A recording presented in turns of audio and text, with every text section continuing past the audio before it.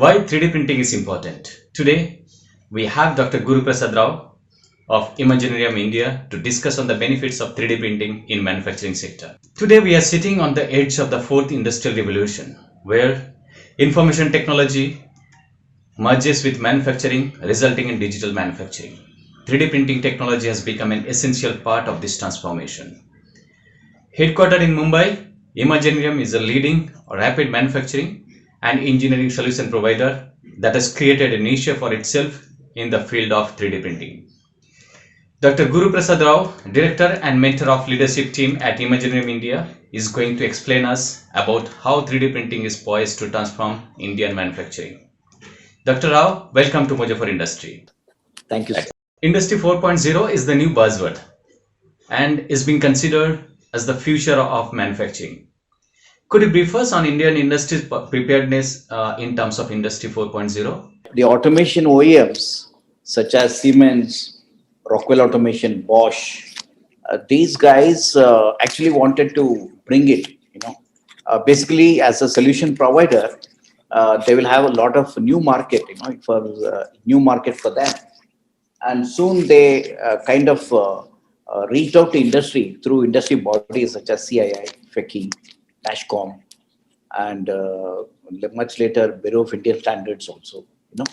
And CII and FECI are the voice of the policy advisory for government, and government had a lot of representation from industry on this front, and actually they created a kind of think tank under Department of Heavy Industries, and this led to creation of what is known as Samarth Udyog Bharat 4.0, initiative by which government funds the facility, common facility centers, and all over the country, so that people who want to learn what is Industry 4.0, instead of OEMs trying to reach the market, government opened up 5 centers.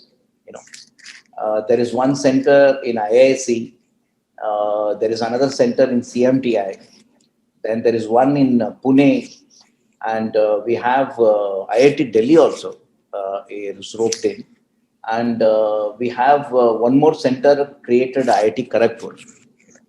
It is a concept. Industry 4.0 is a concept of most optimum manufacturing of future, wherein everything will be controlled, by various enablers which have come because the advent of microelectronics, advent of the computing power, high-speed internet, because of the availability of 5G, 6G kind of networking.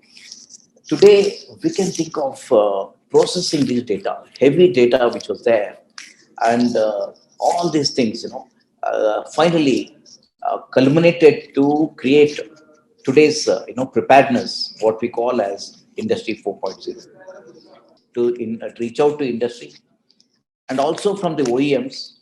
And in that sense, the whole industry is now today getting kind of charged with a new potential that is in store for Industry 4.0. Industry 4.0 also demand capex. Is this a challenge for MSMEs towards Industry 4.0 adoption? Industry will take a kind of a maturity model. In fact, when we started discussing this in industry firms like CIA and FECI, people raised doubt who can adopt, who is ready, who is not ready, how to make people aware of it, and so they know the advantage of it, and so they will adopt. So capex is something which is not very heavy, because today people are depending on the cloud, which is maintained by various others. They have to just buy a service, and in fact, a transformation from a conventional machine floor to a smart machine floor is just months away. It is like, you have to make your machinery retrofitted with sensors, and you need to integrate it. But the thing is, people would not hesitate to invest, but they need to see the ROI, you know, return on investment. Indian industry is Right. very sensitive to ROI. I think that's where people need to be convinced. Suppose waves like ERP came when industry invested many things. Great expectations were there, but they could not get really ROI. You know, so Industry 4.0, while companies are looking at automating everything, is it good? Is it going to really give me value? Is something industry would be definitely looking at. And that's what I think these nodal centers are trying to do with use case studies, demonstrating, and they are the people to go to. Like if you want a hand holding, the industry experts are coming to these centers. They are ready to offer help. We cannot be left behind from the rest of the world. Could you discuss the role of 3D printing in the Industry 4.0? Industry 4.0 is also called a cyber physical system. So, with various other actors such as artificial intelligence, blockchain, IoT, IIoT, and you have cyber security, you have autonomous robots. 3D printing is going to bring the physical side of the cyber physical system. You know, the physical side means at the end of the day, somebody has to produce, which is tangible.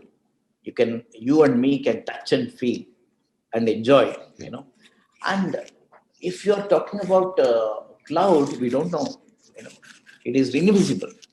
Now, products like apps and all have become invisible products. They're product, no doubt. They're invisible product. So 3D printing brings the physical side of the cyber physical system, and it is a very important actor together with CNC, which is also something which is Industry 4.0 ready, which will deliver to you the physical objects.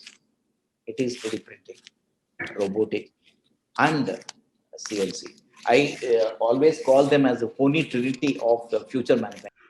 Despite having tremendous potential, 3D printing is yet to gain wide acceptance in India. So, what is holding back the adoption of 3D printing in India? Question is, people industry know about it, quite well as of today, but people are not able to apply the usefulness of 3D printing in a proper way. That's one.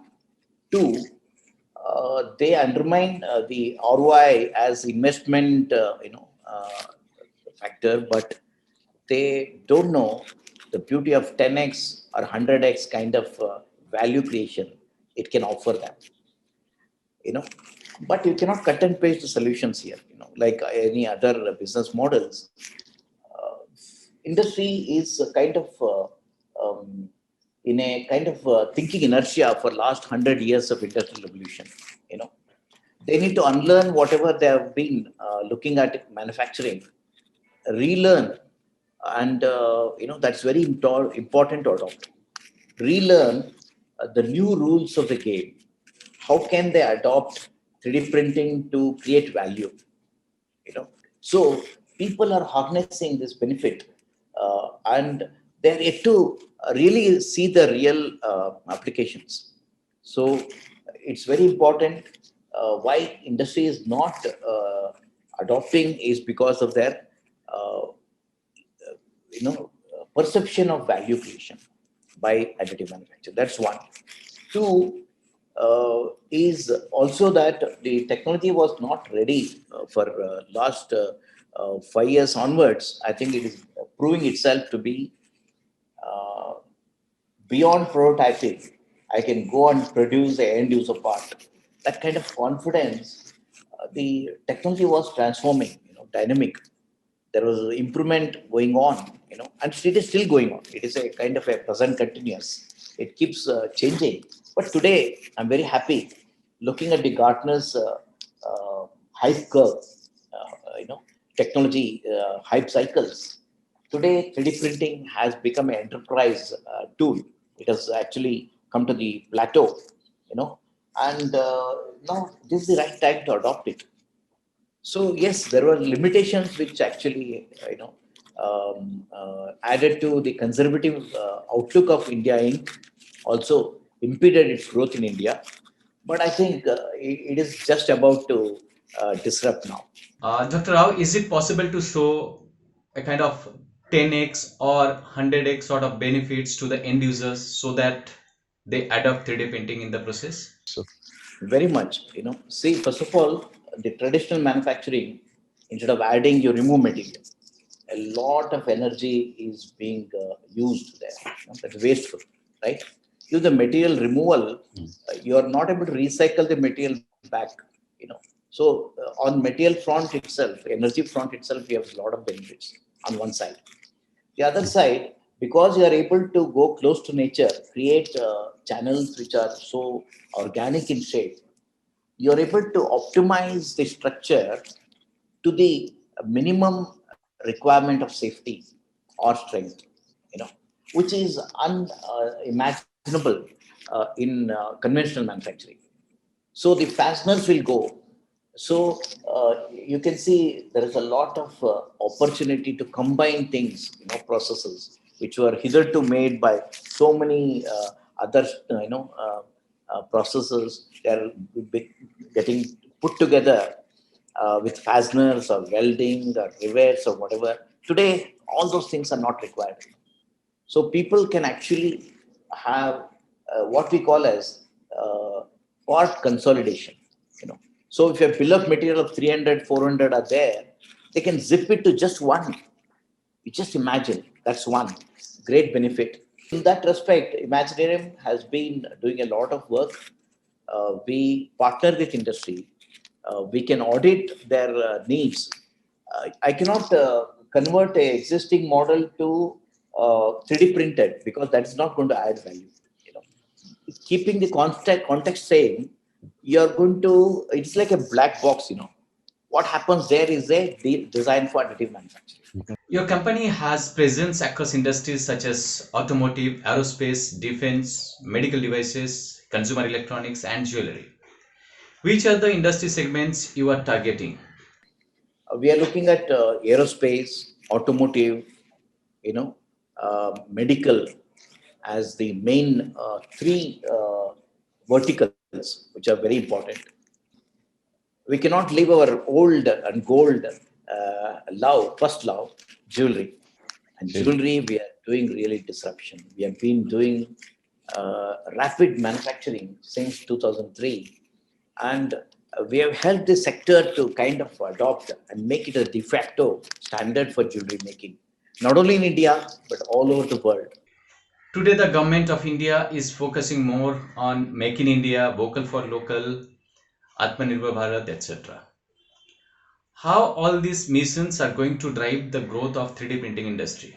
Yeah, it's a very great need of the hour because